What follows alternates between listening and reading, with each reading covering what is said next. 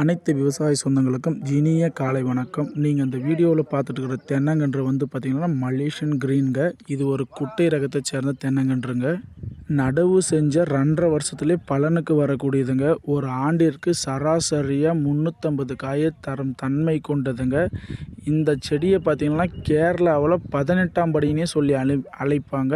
ஏன்னா இது ஓலை பிரிகிறதுலேருந்து முதல் ஓலையிலேருந்து 18வது ஓலை பிரியும் போது நம்மளுக்கு பாலையே வந்துடுங்க 18வது ஓலையில். அதனால் இது 18ஆம் படினே சொல்லுவாங்க கேரளா சைடு.